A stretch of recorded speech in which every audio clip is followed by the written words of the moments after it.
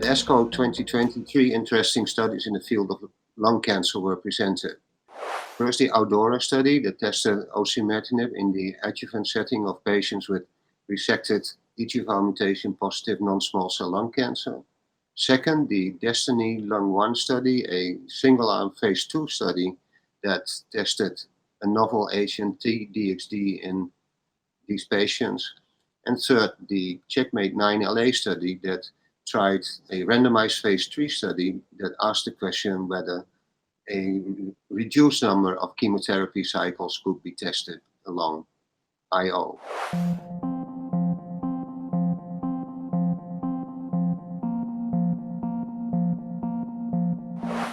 At the plenary session of ASCO 2020, Professor Roy Herbst presented the results of the ADORA trial.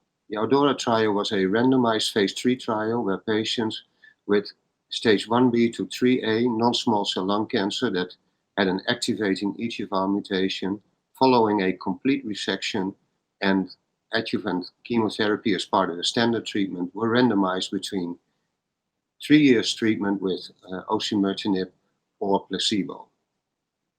In total, over 600 patients were randomized, and the primary endpoint was disease-free survival in the population that had pathological stage 2 or 3A disease. The study was deblinded after an interim analysis where the IDMC concluded that it was not ethical to proceed with the trial, as there was an astonishing difference in the risk of disease-free of progression. The key results of this phase 3 trial can be summarized as follows. The primary endpoint was disease-free survival in patients with pathological stage 2 and 3A disease. In this population, the disease-free survival in the placebo arm was 20.4 months, and in the active treatment arm was not reached. The secondary endpoint included also the population with stage 1B, pathological stage 1B disease, and also in that population, the disease-free survival had a difference in hazard ratio, a difference in risk of progression of approximately 80%. A special feature of this study, I think, is the fact that approximately half of the patients, 45% of the patients, did not receive chemotherapy as part of their standard treatment. If one compares the results in the population that received adjuvant chemotherapy versus that did not receive adjuvant chemotherapy, the hazard ratios were approximately the same. So it makes no difference if one received chemotherapy or not. An early snapshot at the overall survival when the patients were followed for a minimum of 12 months indicated there was no difference in overall survival as of yet. Concerning the safety issues, the side effects of treatment in the active arm were, as one could expect, mainly skin and GI toxicity, and there were no unexpected safety signals.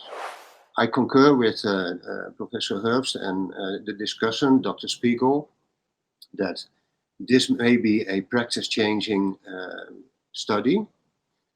Although the goal of adjuvant treatment is improvement in survival, I feel that this large difference in disease-free survival may be worthwhile in itself.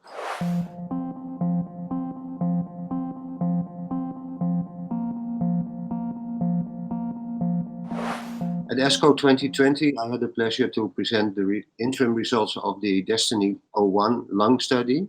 DESTINY-Lung01 is a study where patients with metastatic non-small cell lung cancer that harbored a HER2 mutation, pre-treated with standard treatments, at least one standard treatment, were treated with trastuzumab deruxtecan as an IV infusion every 3 weeks. T-DXd, as the drug is also called, is a novel antibody-drug conjugate where the monoclonal antibody is similar to trastuzumab and linked by a linker to a topoisomerase 1 inhibitor that is delivered at the tumor.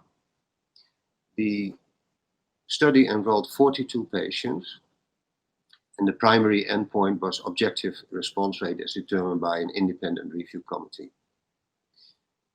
61.9% of the patients had an objective response, either partial or complete response, which was also one, and an additional 30% of the patients stable disease as the best outcome.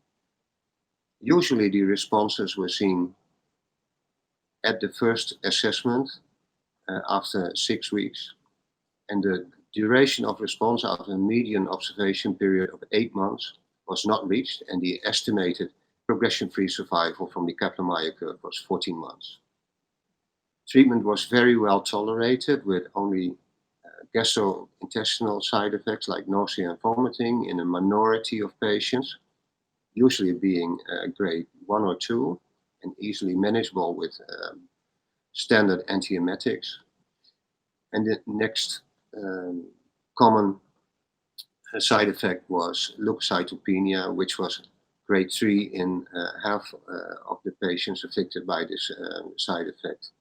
I think that we can conclude from this small study, I have to admit, that for patients with HER2 mutated non-small cell lung cancer that had received prior treatments, T-DXd is a viable option based on the objective response rate and the mild side effects.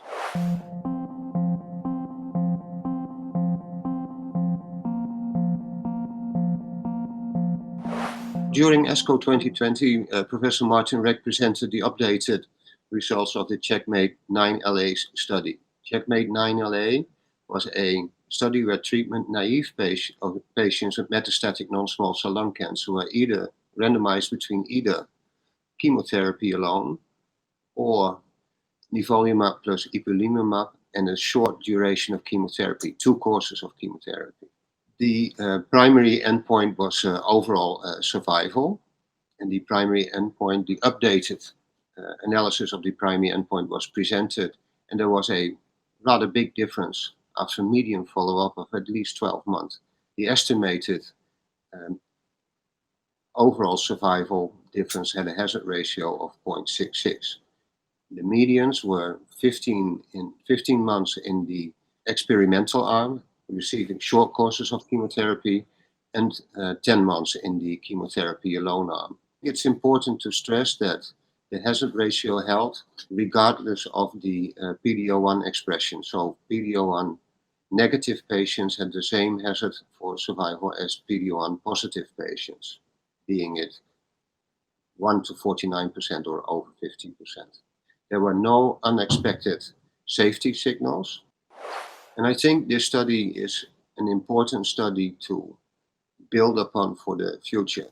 I think in many countries, the standard treatment for advanced non-small cell lung cancer is a PD-1 inhibitor in conjunction with 4 courses of chemotherapy and maintenance chemotherapy. And this study, I think, clearly shows that one could get away with less chemotherapy than that we usually administer. That is of relevance for our patients because they are less exposed to cytotoxic agents with the side effects that go along with it.